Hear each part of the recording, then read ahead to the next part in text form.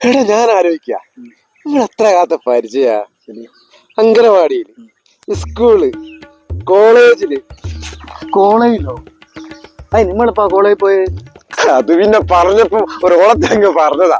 എന്നാലും നമ്മൾ രണ്ടാളും ഒരേ ഡേറ്റിന് ചേരിച്ച്, ഒരേ ആശുപത്രിയില്, ഒരേ നക്ഷത്രത്തില്, ഒരേ സ്കൂളിൽ പഠിച്ച് നമ്മളൊരു സംഭവാട്ടോ. ഒരേപോലെ 10ാം ക്ലാസ് തോൽക്കുകയും ചെയ്ത്. പറയുമ്പോ എല്ലാം പറയണല്ലോ. ഈ തോൽവി വിജയത്തിന്റെ ചവിട്ടുപടിയാണെന്നല്ലേ പറയാറ്. എന്നിട്ടാ നമ്മൾ പിന്നെയും പരീക്ഷ എഴുതി പിന്നെയും തോറ്റ്. അതും ശരിയാ, പക്ഷെ നമ്മൾ ജീവിതത്തിൽ വിജയിച്ചല്ലോ. ഞാൻ കഴിഞ്ഞ ദിവസം ഒരു സ്വപ്നം കണ്ട്. എന്താടാ? ഒലച്ചക്കണ്ട സ്വപ്നം. നമ്മള് തമ്മിൽ അടികൂടി തെറ്റുന്നത്. ഒന്ന് പോടോ, നമ്മള് തമ്മിൽ തെറ്റാനോ? നിനക്ക് കാറ്റുണ്ടോ? എടാ, ഞാൻ ഇന്നലെ ഒരു ജോത്സനെ കണ്ട്. അയാള് പറഞ്ഞതാ അടുത്ത കൂട്ടുകാരനായിട്ട് അടിച്ചു പിരിയുന്നു. വെറുതെ ആൾക്കാർക്കോട് ചിരിപ്പിക്കാണ്ട് ഒന്ന് പോടോ ആടുന്ന്.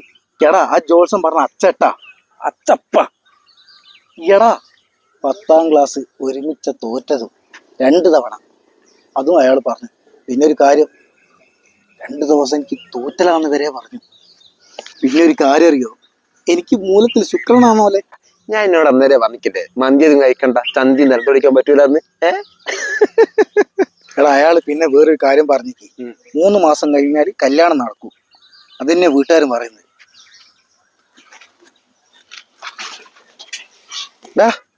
എടാ വിജു, എന്താ നീ എന്താ പറഞ്ഞേ? എന്താ പറഞ്ഞേ? കല്യാണോ?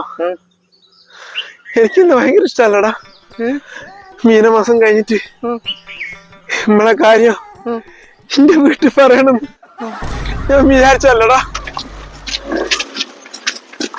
നിർത്തരുത്. വിട്ടോ.